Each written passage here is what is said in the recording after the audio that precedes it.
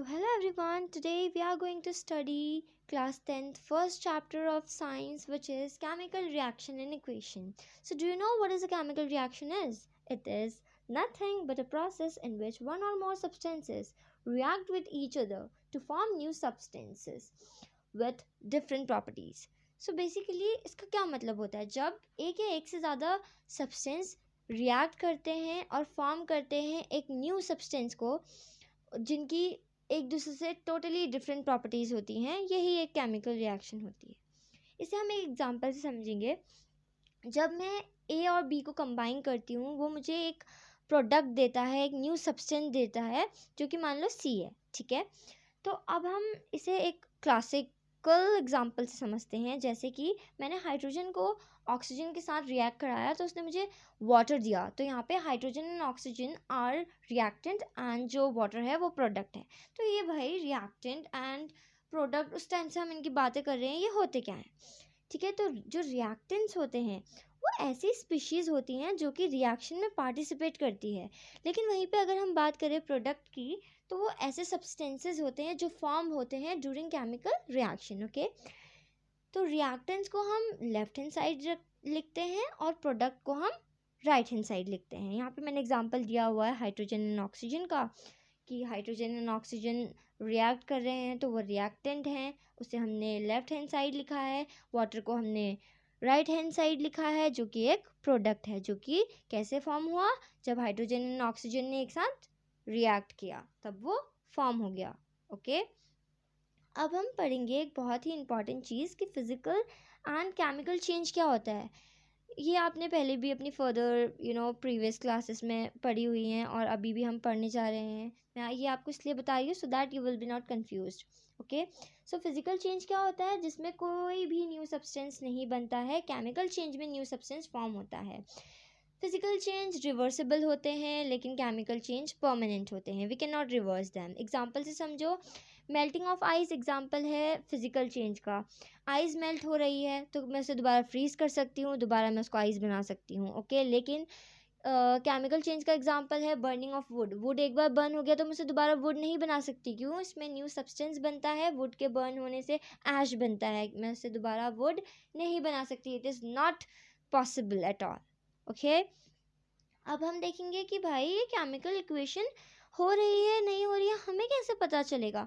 तो ये हमें कुछ फैक्टर्स से पता चलता है, जैसे कि वो फैक्टर्स हैं change in state, change in color, evolution of gas, change in temperature, formation of precipitate. So formation of precipitate, yes.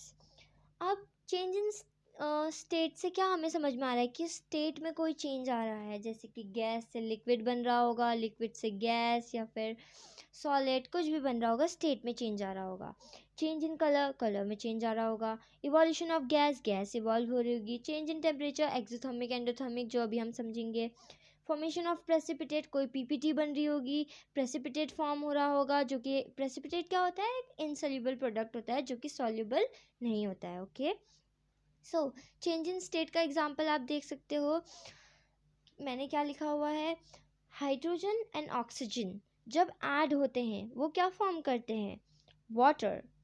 देखो स्लाइड में देखो, हाइड्रोजन एंड ऑक्सीजन क्या है, गैस है, उसने क्या फॉर्म किया, वाटर फॉर्म किया, जो कि एक लिक्विड है। जब मैंने आयरन को कॉपर सल्फेट के साथ रिएक्ट कराया, उसने मुझे फेरस सल्फाइड दिया और कॉपर भी दिया। इनका कलर चेंज हो गया, कॉपर सल्फेट ब्लू कलर का था लेकिन फेरस सल्फेट ग्रीन कलर का हो गया, सॉल्यूशन चेंज हो गया। ये हम एक्टिविटीज़ में समझेंगे कि ये कैसे हुआ। मैंने जिंक को रिएक्ट कराया हाइड्रोजन सल्फाइड से, तो गैस इवॉल्व हुई, मतलब कि हाइड्रोजन इवॉल्व हुआ बाहर को, ठीक है, और मतलब कि हाइड्रोजन गैस थी, ठीक है। अब हमने दूसरे में देखा, वहाँ पे हीट इवॉल्व हो गई टेम्परेचर वाले में और प्रेसिपिटेट बन गया जब मैंने, ठीक है। अब हम समझेंगे, मैंने अभी आपको बताया कि एक्सोथर्मिक और एंडोथर्मिक को हम समझने जा रहे हैं, वो क्या होता है। तो एक्सोथर्मिक मतलब कि जहाँ पर गैस रिलीज़ होती है, एनर्जी रिलीज़ होती है, हीट रिलीज़ होती है। एंडोथर्मिक मतलब कि जहाँ पे हीट हमें देनी पड़ती है, ठीक है, रिलीज़ नहीं होती है, हमें देनी पड़ती है। एग्जाम्पल क्या है एंडोथर्मिक का, जैसे कि आप इसको अच्छे से समझ सकते हो, हम चाय बनाते हैं ना, तो तब हमें उसे हीट देनी पड़ती है। हाँ, थोड़ी बहुत हीट इवॉल्व भी होती है, बट लीव इट। तो हम जब उसको गैस हीट हम उसे दे रहे हैं तभी रिएक्शन प्रोसीड हो रही है। तो ये है एंडोथर्मिक को अगर आप याद रख लोगे तो एक्सोथर्मिक उसका अपोजिट होता है। बाकी मैंने क्लासिकल एग्जांपल यहाँ पे दिए हुए हैं, आप उन्हें देख सकते हो। ठीक है, अब हम बहुत इंपॉर्टेंट फैक्टर के बारे में बात करने जा रहे हैं। इंपॉर्टेंट टॉपिक है ये एक, what is a balanced chemical equation. बहुत सारे बच्चे इसमें कंफ्यूज होते हैं कि बैलेंस केमिकल इक्वेशन क्या होती है। ये कुछ भी नहीं होती है। देखो, इसमें हमें ध्यान में ये रखना होता है, ये इसका ध्यान रखना होता है कि दोनों side, reactant and product side, दोनों ही साइड जो एटम्स, जो एलिमेंट्स हैं, उनके नंबर ऑफ एटम इक्वल होने चाहिए। क्यों? क्योंकि ये law of conservation of mass को फॉलो करता है। वो क्या होता है? Mass can neither be created nor be destroyed. You know very well, I know. Okay, so यहाँ पे हम कैसे बैलेंसिंग करते हैं? देखो, कभी हमने एग्जांपल अभी हमने लिया था कि हाइड्रोजन एंड ऑक्सीजन को ऐड किया, वाटर बना, लेकिन उसके मॉलिक्यूल हमने बैलेंस नहीं करे थे, लेकिन यहाँ पे बैलेंस किए हुए हैं। तो ऐसे ही बैलेंसिंग करते हैं नंबर ऑफ एटम्स को देख के। मैंने यहाँ पे स्टेप्स लिखे हुए थे, आप देख सकते थे। नाउ अब हम पढ़ेंगे कि टाइप ऑफ केमिकल रिएक्शन। तो कितने टाइप की केमिकल रिएक्शन होती है? फिलहाल हमारे कोर्स में सिर्फ 4 हैं। Combination reaction, decomposition reaction, double displacement reaction and displacement reaction. Okay, so सबसे पहले हम पढ़ते हैं कॉम्बिनेशन रिएक्शन। बहुत ही इजी, जब दो सब्सटेंस एलिमेंट्स ऐड होते हैं और एक न्यू एलिमेंट को फॉर्म करते हैं, सब्सटेंस को फॉर्म करते हैं, तो उसे हम कॉम्बिनेशन रिएक्शन कहते हैं। व्हेन टू और more species react with each other to form a single product, this is very important. यहाँ पे सिंगल प्रोडक्ट फॉर्म होता है, लेकिन वहीं पे अगर हम बात करें डिकम्पोजिशन रिएक्शन में, वहाँ पे सिंगल प्रोडक्ट डिकम्पोज होता है टू फॉर्म 2 और मोर प्रोडक्ट। मैंने यहाँ पे अगेन वाटर का एग्जाम्पल लिया, आप देख सकते हो। अब फर्दर डिकम्पोजिशन रिएक्शन 3 टाइप की होती है। थर्मल डिकम्पोजिशन रिएक्शन, मतलब कि हम हीट का यूज़ कर रहे हैं। इलेक्ट्रोलिटिक डिकम्पोजिशन रिएक्शन, मतलब कि हम इलेक्ट्रिसिटी का यूज़ करके किसी चीज़ को ब्रेक डाउन कर रहे हैं। फोटोलाइटिक डिकम्पोजिशन रिएक्शन, मतलब कि हम लाइट का यूज़ करके रिएक्शन को फर्दर प्रोसीड कर रहे हैं। आप एग्जांपल देख सकते हो। ठीक है, तो यहाँ पे हमने ये सब कुछ चीज़ें यूज़ करके उनका ब्रेक डाउन कराया है, डिकम्पोजिशन कराया है। ओके, नेक्स्ट डिस्प्लेसमेंट रिएक्शन हम पढ़ेंगे, बट पहले आप इसे अच्छे से समझ लो, इस स्लाइड को अच्छे से देख लो। इसमें जो भी एग्जांपल लिखे हैं बहुत ज़्यादा इंपॉर्टेंट है। ठीक है, लास्ट वाला एग्जांपल जो फोटोलाइटिक डिकम्पोजिशन रिएक्शन का है, ये रिएक्शंस हमारी फोटोग्राफी में भी यूज़ होती हैं। ठीक है, तो अब हम पढ़ेंगे डिस्प्लेसमेंट रिएक्शन। डिस्प्लेसमेंट रिएक्शन क्या होती है? यहाँ पर ना जो मोर रिएक्टिव एलिमेंट होता है वो लेस रिएक्टिव एलिमेंट को रिप्लेस कर देता है। कैसे? अब ये आप समझ सकते हो इस रिएक्टिविटी सीरीज़ को। वैसे ये आगे फर्दर चैप्टर में है, बट आप अगर अभी इसे समझ लोगे ना तो आप आसानी से समझ जाओगे। जैसे एग्जांपल देखो, हमने क्या लिया है, आयरन ने कॉपर को डिस्प्लेस कर दिया। कैसे? रिएक्टिविटी सीरीज़ में देखो, आयरन जो है ऊपर है कॉपर से, तो जो ऊपर वाले रिएक्टिविटीज़ हैं वो ज़्यादा रिएक्टिव है, तो वो नीचे वाले एलिमेंट्स को ईजिली रिप्लेस कर देंगे। ठीक है, इसीलिए मैंने ये रिएक्टिविटी सीरीज़ लिखी हुई है। इसका निमोनिक भी यहाँ पे है, आप उसको लर्न कर सकते हो। Next, now the fourth is double displacement reaction. यहाँ पे क्या होता है, मतलब कि 2 कंपाउंड्स क्या करते हैं, अपने बीच में आयंस का एक्सचेंज करते हैं। इसका रिएक्टिविटी सीरीज से कोई भी लेना देना नहीं है।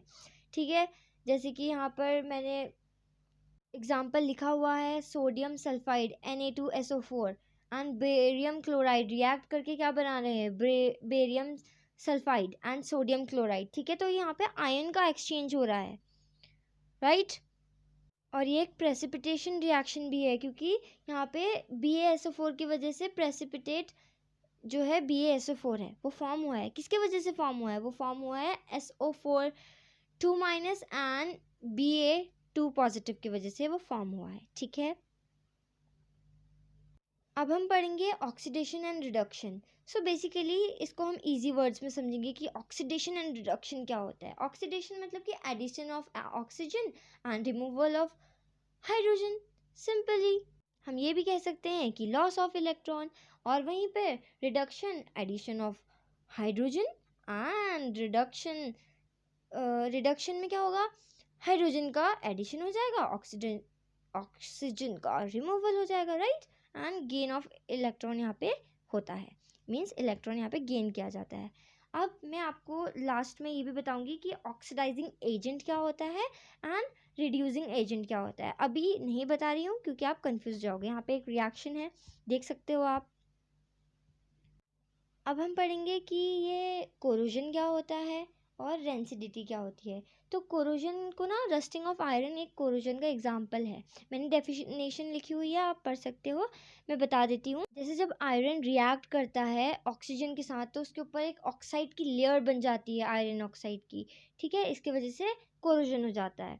तो हम इसको प्रिवेंट कैसे कर सकते हैं? ऑयलिंग करके, ग्रीजिंग करके, पेंटिंग करके, गैल्वेनाइजेशन करके, या फिर इलेक्ट्रोप्लेटिंग। इलेक्ट्रोप्लेटिंग का मतलब होता है गोल्ड की लेयर, सिल्वर की लेयर हम चढ़ा देते हैं, राइट, किसी यूटेंसिल में।